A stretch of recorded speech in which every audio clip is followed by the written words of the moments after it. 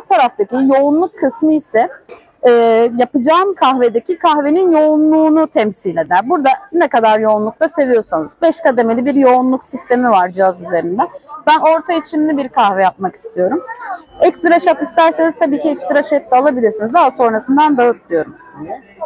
Sütlü bir kahve yapacağınız zaman cihaz size daha iyi köpük elde edebilmeniz için küçük ipuçları da sunmakta. İsterseniz ticket tıklayıp yeniden gösterme seçeneğine de basabilirsiniz.